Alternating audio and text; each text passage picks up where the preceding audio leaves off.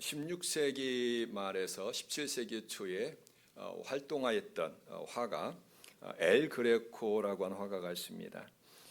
교회 지도자들부터 사도들의 초상화를 그려달라고 하는 부탁을 받습니다. 12제자를 그려달라는 부탁이었습니다.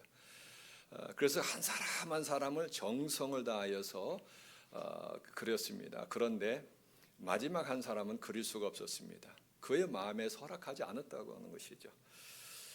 과연 그 사람은 초상화를 그릴 만한 가치가 있는 자인가? 그런데 그런 생각이 들지 않았습니다. 가룟 유다였습니다. 찬양이라고 하는 뜻을 가졌던 유다입니다. 당시에 유다라고 하는 이름은 유대인들에게 선호되어 있는 그런 이름이었습니다. 그래서 예수님의 제자들 가운데도 2명이 유다라는 이름을 가지고 있었고요. 예수님의 육신의 동생 중에도 유다가 있었습니다. 그리고 예수님께서 탄생하시기 전 유대 자주 독립을 위해 싸웠던 지도자가 있었습니다. 유다 마카비였습니다. 유대인의 영웅이었습니다. 그러기에 예수님 당시에 이 유다라고 하는 이름은 가정에서 자녀들이 태어나면은 우리의 자녀도 유다 이렇게 정했던 것이죠. 그러한 유다라고 하는 이름이 가룟 유다 이후에는 부끄럽고 수치스러운 이름이요 불명예스러운 이름이 되고 말았습니다. 배신자의 아이콘이 되고 말았다고 하는 것이죠. 그렇다면 왜 가룟 유다는 배신의 아이콘이 되었을까? 먼저 가룟 유다의 이름에 있어서 우리가 착각하지 말아야 될 것은 가룟 유다 하면은 성과 이름이구나 이렇게 생각할 수가 있는데 그것이 아닙니다. 가룟이라고 하는 것은 가룟 출신의 유다를 말합니다. 다른 11제자는 북쪽 갈릴리 출신들입니다. 그런데 오직 이 유다만이 남쪽 지방의 가룟이라고 하는 그 동네 출신입니다. 그래서 가룟 출신의 유다, 이것을 가룟 유다라고 말하고 있습니다. 자, 그런데 이 지역을 떠나 유다가 제자로 택함 받았다고 하는 것은 그 또한 다른 제자들과 같이 예수님께서 보실 때 가능성이 있었다고 하는 것이죠. 제자로서 가능성이 보였기에 제자로 선택하셨습니다. 그리고 예수님께서 제자를 선택하실 때 보면 밤새워 기도하시고 택하셨거든요. 자기가 원하는 자를 택하셨다. 그러니까 예수님께서 원하셔서 유다를 택하여 주셨습니다. 그리고 제자들 중에는 돈 계산에 익숙한 세리 마태가 있었고요. 돈 계산을 잘했던 빌립이 있었습니다. 그런데 누구를 재정부장 시킵니까? 유다를 시킵니다. 그만큼 수에 있어서 빨랐고 똑똑하고 인정을 받았음을 짐작하게 됩니다. 그리고 예수님께서 유다를 부르셨을 때 역시 유다도 다른 제자들과 마찬가지로 즉각적으로 예수님을 따르는 결단과 열정과 헌신도 있었다고 하는 것이죠. 그러기에 오늘 본문 말씀인 사도행전 1장 17절에 오늘 말씀 이제 그 전에 보면은 이렇게 되어 있습니다. 유다에 대해서 말할 때 베드로가 이제 유다에 대해서 말하는데 이 사람은 본래 우리 수 가운데 참여하여 이 직무의 한 부분을 맡았던 자라. 우리 12의 숫자에 포함이 되어서 이 직무, 우리가 맡은 이 귀한 직무의 한 부분을 맡았던 자라. 그런데 그가 어떻게 되었습니까? 1장 25절에 유다는 이 직무를 버리고 제 곳으로 갔나이다. 예수님의 택함을 받고요 3년 동안 예수님과 가장 가까이서 말씀도 듣고 행하시는 기적과 삶도 보았던 유다가 자신의 직무를 버리고 제 곳으로 갔다. 제 갈 길로 갔다라고 하는 것이죠. 자기의 원래 삶의 자리로, 세상의 자리로, 인간적인 길로, 탐욕의 길로 갔다고 하는 것입니다. 그래서 스승 예수님을 은30에 팔고 말죠. 그러나 그 은30이 유다에게 행복을 가져다 주었습니까? 기쁨을 가져다 주었습니까? 만족함을 주었나요? 전혀 주지 못했습니다. 오히려 예수님께서 불의한 재판을 받으시는 것을 보고서 가책을 느낍니다. 죄책감을 느꼈어요. 그래서 성전에 찾아가서 제사장들에게 돈을 던집니다. 그냥 안 받아요. 성전에 집어 던지고 스스로 물러가서 목숨을 끊고 맙니다. 예수님께서 차라리 태어나지 않았다면 좋았을 걸이라고 하는 말을 듣는 가장 안타깝고 불명예스러운 제자가 되고 이름이 되고 말았다고 하는 것이죠. 자, 그렇다면 다시 한번 가룟 유다는 왜 그러한 선택을 하였을까입니다. 처음부터 그 일을 위해 운명적으로 택함 받아서 그랬을까? 여러분 어떻게 생각하십니까? 성경은 그렇게 말하지 않습니다. 성경은 예수님을 파는 자가 있으리라, 예수님께서 팔려가실 것, 그리고 나무의 십자가 돌아가실 것에 대한 예언은 있습니다. 그러나 그 사람이 유다로 지목된 것은 단 한 곳도 없습니다. 철저히 유다의 자유의지의 선택이었다고 하는 것이죠. 무엇 때문에요? 끝까지 버리지 못하였던 물질의 탐욕이 결국 그를 삼켜버리고 만 것입니다.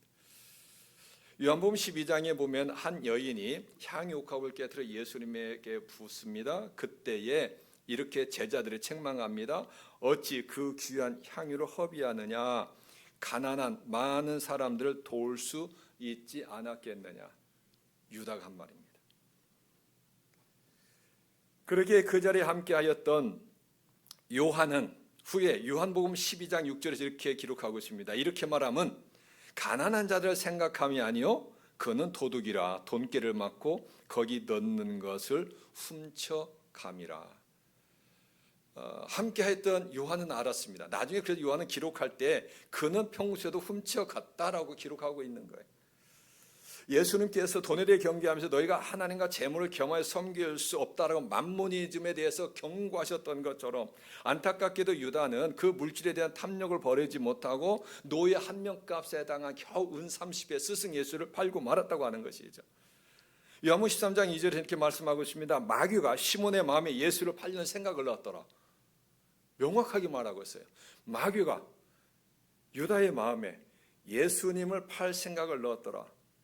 그러니까 우리가 우리의 마음을 지키지 않으면 우리의 마음을 사단에게 빼앗길 수 있다는 거예요. 3년 동안 예수님과 가장 가까이서 말씀을 듣고 교육을 받고 훈련받았던 유다가 그 마음을 사단에게 빼앗기고 만 것입니다. 영성신학자 리차드 포스터 목사는 이렇게 말합니다. 우리의 영성의 척도가 무엇인지 아십니까? 영성의 척도, 우리의 영성의 신앙의 깊이가 여러 가지 믿음, 말씀과 기도와 섬김과 여러 가지 있겠지만은 리차드 포스터는 이렇게 말합니다. 돈이 영성의 척도가 됩니다. 돈에 대해서 내가 어떠한 가치관을 가지고 있느냐에 따라서 그 사람의 영성의 신앙의 깊이를 돈으로서 파악할 수 있다고 하는 것이죠. 안타깝게도 유다는 이 부분에서 넘어지고 만 것입니다.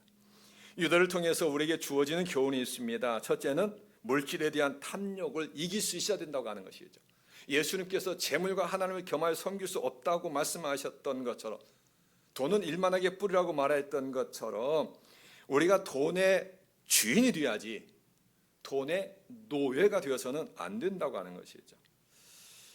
그리고 또한 둘째로 가룟 유다를 통해서 우리에게 주어진 교훈은 직무에 대한 변함없는 충성입니다. 자기의 직무를 버리고 갔다. 이 말씀을 통해서 유다를 보십시오. 유다에게 있어서 버려야 될 것이 있고 버리지 말아야 될 것이 있어요. 그런데 반대로 해요. 버려야 할 것은 탐욕입니다. 세상적인 거예요. 유다에게서는 물질만을 말했는데 우리에게서 물질만은 아니겠죠. 이성이든지 쾌락이든지 뭔가 신앙, 나의 신앙보다 내가 자꾸 더 끌리는 것, 이것을 말할 수가 있어요. 그것은 우리의 주님을 향한 믿음과 주님을 향한 섬김을 위하여서 그것을 내가 포기하고 뒤로 할 수가 있어야 되는데 끝까지 그것을 붙잡았다고 하는 것이죠. 가룟 유다는 그랬습니다. 그리고 버리지 말아야 할 사명, 귀한 직무는 버렸다고 하는 것이죠. 유다는 이 직무를 버리고 제 곳으로 갔나이다. 버려야 될 것과 버리지 말아야 될 것과 거꾸로 되었다고 하는 것이죠. 우리 자신도 얼마든지 가룟 유다가 될 수 있음을 경계하면서 오늘의 말씀을 통하여 나를 점검하는 시간이 되었으면 합니다. 이제 오늘 말씀에 또 이제 새롭게 유다 대신 제자를 뽑게 되는데 그런 과정이 나옵니다. 오늘 설교 제목이 가룟 유다에서 마띠아로입니다. 그래서 일단 가룟 유다에 대해 먼저 살펴봤고요. 이제 마띠아에 대해서 살펴보는 것입니다. 베드로가 제자의 자격에 대해서 이렇게 말합니다. 우리 한번 같이 읽도록 하겠습니다. 이러함으로 요한의 세례로부터 우리 가운데 올려져 가신 날까지 주 예수께서 우리 가운데 출입하실 때에 항상 우리와 함께 다니던 사람 중에 하나를 세워 우리와 더불어 예수께서 부활하심을 증언할 사람이 되게 하여야 하리라 하거늘. 아멘. 여기서 두 가지를 이야기합니다. 첫째는 주 예수께서 우리 가운데 출입하실 때 항상 우리와 함께 다니던 사람 중에 하나. 그러니까 예수님께서 복음을 전하러 다니실 때 제자들이 있어요. 그들과 항상 함께했던 사람. 특별히 요한의 세례로부터 또 예수님께서 하늘로 올라가시는 날까지라고 하는 것은 예수님의 공생의 전 기간이죠. 함께하는 사람, 공동체 속에 속하였던 사람. 그리고 예수님과 항상 함께했다고 하는 것은 무엇이겠습니까? 예수님을 잘 아는 사람이라고 하는 것이죠. 그러니까 우리의 공동체 속에서 늘 함께하고 예수님을 잘 아는 사람이어야 제자의 자격이 되지 않겠느냐 이것이죠. 우리 교회에서 직분자를 세울 때 그렇지 않나요? 교회를 섬겨야 될 사람 누구여야 되겠어요? 우리 공동체 속에서 늘 함께하면서 우리 공동체를 잘 알아야 돼요. 예수님을 대해서 잘 알아야 돼요. 그런 사람이 자격이 된다고 하는 것이죠. 그리고 이제 제자들과 더불어 예수님의 부활을 증언할 사람, 예수님에 대해 잘 알 뿐만 아니라 제자들을 잘 알 뿐만 아니라 부활을 증거할 수 있는 사람, 즉 사명에 해당됩니다. 제자들과 함께 예수님의 복음을 전할 수 있는 그 사람이어야 제자의 자격이라고 하는 것이죠. 자, 그렇다면 2000년 전 그 제자의 자격과 오늘 우리에게 어떤 적용할 수 있겠느냐 이것이죠. 오늘 우리에게 짧게 보면 이렇습니다. 예수님을 따르는 제자로서 우리에게 필요한 자격은 교회 공동체에 속하여서 항상 같이 하는 사람. 우리 새빛교회라고 하는 이 공동체에 속하여서 우리의 모임 가운데에 항상 같이 하는 그 사람이 제자의 자격이 된다고 하는 것이죠. 그리고 두 번째로 예수님을 증거하는 사람이어야 합니다. 예수님이 하나님의 되심과 이 땅에 오셨음, 그리고 예수님의 그런 삶에 대해서, 그리고 우리를 위해서 십자가에 못 박혀 죽으셨으나 부활하사 산소망이 되신 그 예수님에 대한 확고한 믿음, 그것을 담대히 전할 수 있는 사람이어야 한다고 하는 것이죠. 자, 이러한 이제 자격 조건을 가지고서 그곳에 모인 120명 중에 이제 사람을 뽑습니다. 120명을 다 둘러보는 거예요. 다 둘러보는데 두 사람이 나옵니다. 거기에 맞는 자격을 가진 사람이, 한 사람은 요셉, 한 사람은 마띠아. 요셉은 다른 바사바라고 하는 이름도 있고 또 다른 별명도 있습니다. 유스도라는 별명도 있었습니다. 자, 그 두 사람이 둘 다 누가 뽑혀도 다 자격이 되는 거예요. 자, 그럴 때 어떻게 뽑았느냐 이것이죠.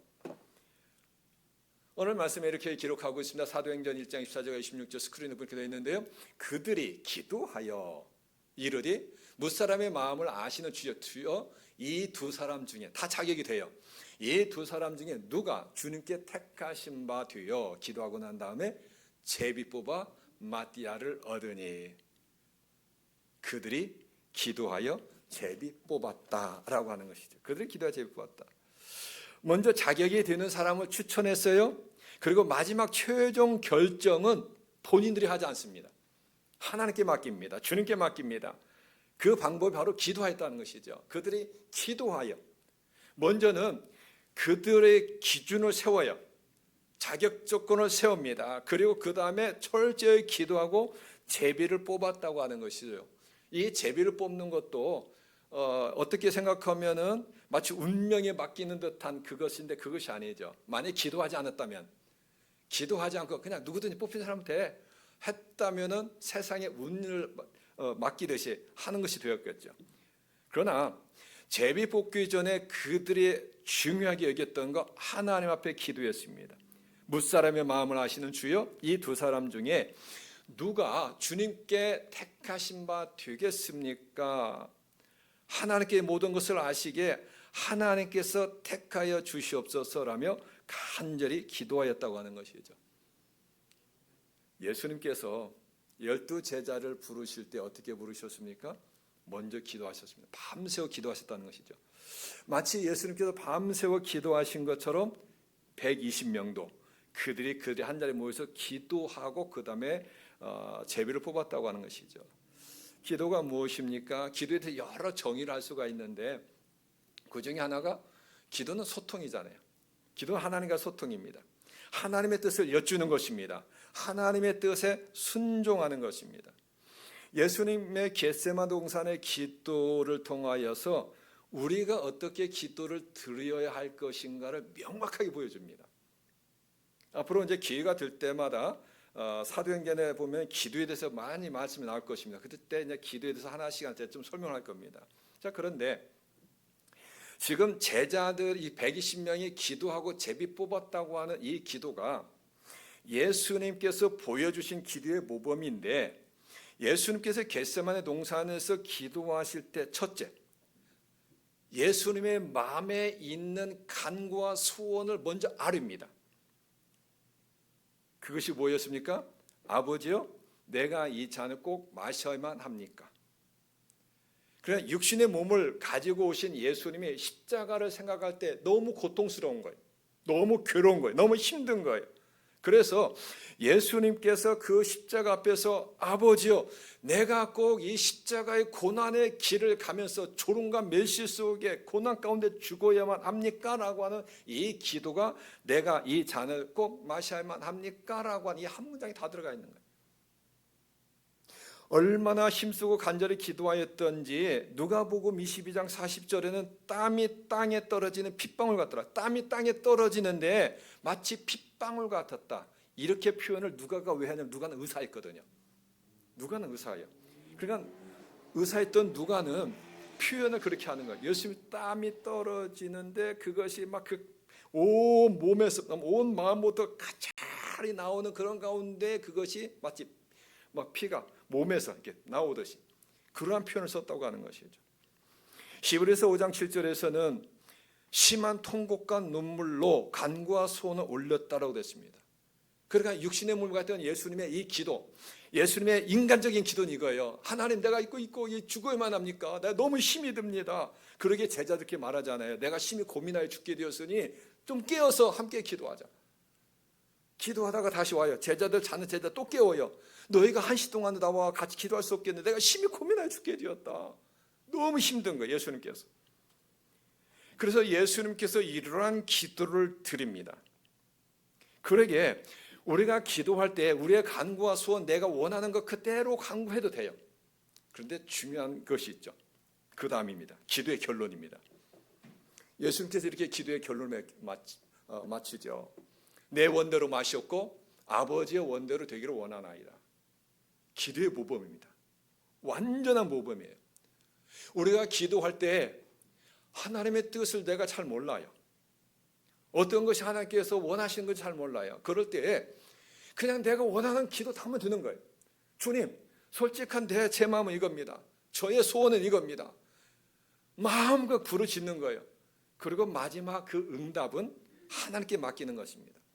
나의 소원은 이거지만은 정말 저의 소원은 이렇게 해주시면 너무 좋겠는데 하나님께 맡깁니다. 왜요? 하나님께 모든 걸 아시기 때문에. 제자들 기도하잖아요. 뭇사람의 마음을 아시는 주여, 모든 것을 아시는 주여, 당신께서 뭐가 제일 좋은 것을 아십니다. 그러기에 당신 뜻대로 되기를 원합니다. 예수님께서도 하나님 앞에 내 원대로 마시옵고 아버지 원대로 되기를 원하네다. 하나님의 뜻에 맡기는 순종의 기도였다고 하는 것이죠. 첫째는 간구입니다. 둘째는 하나님의 뜻에 맡기는 순종의 기도입니다. 우리가 기도할 때에 왜 기도응답을 못 받았다고 생각할까요? 첫 번째만 하기 때문에 그렇습니다. 첫 번째만 하거든요. 첫 번째만 하니까 그 첫 번째가 그대로 응답이 안 되면 하나님께 내 기도 안 들어주시는구나. 그렇게 결론을 내려버립니다. 그런데 두 번째까지 가면은 나의 간구를 알렸다가 그러나 내 원대로 마시옵고 아버지 원대로 드리오나. 하나님께서 너무나도 저를 잘 아시니까 무엇을 하나님께서 주시면은 하나님 가장 잘 아시니까 저의 소원과 소망은 제가 최고라고 생각하는데 하나님께서 보실 때 좋은 것을 응답해 주옵소서. 그러면 때에 따라 내가 간구한 대로 응답이 안 됐어요. 그래도 하나님께서 가장 좋은 것으로 응답해 주셨구나. 네, 이렇게 생각할 수가 있다고 하는 것이죠. 제자들과 함께한 120명은 어떻게 기도합니까? 먼저 그들이 할 수 있는 최선을 다했어요. 제자로서 자격 갖춘 두 사람을 찾았습니다. 그러니까 우리가 어떤 일을 할 때, 주님의 일을 할 때에 기도가 중요한데 무조건 기도만 하는 것이 아니라 기도함에 있어 내가 해야 할 일을 해야 되는 거예요. 나 해서 최선을, 우리 사람으로 하나님 우리의 지혜를 주셨어요. 공동체를 주셨어요. 그러게 우리가 할 수 있는 것, 또 나의 노력을 최선을 다해 하되 거기서 끝나는 것이 아니라 기도로 나가야 되는 겁니다. 그 강구를 나가는 거예요. 그리고 그 하나 더 하나님께 맡기는 거예요. 결론을 하나님께 맡기는 것이죠. 그래서 다시 한번 말씀 보면은 그들이 기도하여 이르되 무사람의 마음을 아시는 주여, 이 두 사람 중에 누가 주님께 택하신 바 되어 주님께서 택하여 주옵소서. 그리고 그 방법이 뭡니까? 제비 뽑는 거예요. 당시에 제비 뽑는 방식은 이렇게 했다고 합니다. 어떤 바구니나 이런 데에 돌 같은 거에다가 이름을 썼다고 그래요. 그리고 딱 두 개를 집어넣어요. 그리고 이제 둘 중에 이제 하나 뽑는 거죠. 뽑아가지고 거기에서 이름이 적혀 있는 사람, 그 사람이 되는 겁니다. 그 사람이 되는 거예요. 그러니까 먼저 하나님, 이 두 사람 다 자격이 되는데 이 두 사람 다 자격이 되는데 이 두 사람 중에 누가 주님께서 더 세우기를 원하십니까? 주님 뜻대로 하십시오. 우리는 맡기겠습니다. 하고도 제비 뽑기로 했다고 하는 것이죠. 철저하게 하나님께 맡긴 것입니다. 그러기에 가룟 유다 대신 마띠아가 제자로 세움 받았을 때 어떠한 자분도 없었습니다. 자격이 있느냐 없느냐 논란이 없었습니다. 참 민주적이고 자율적이면서도 철저히 영적이고 신앙적인 모습으로 가룟 유다 대신에 마띠아를 뽑았다고 하는 것이죠. 거기에는 바로 기도가 우선이었기 때문이었습니다. 이후 마띠아에 대한 특별한 기록은 없습니다. 그러나 확신할 수 있는 것은 마띠아 또한 그의 생명을 다하여서 예수님의 복음을 전하였을 거라는 것입니다. 말씀의 결론을 맺고자 합니다.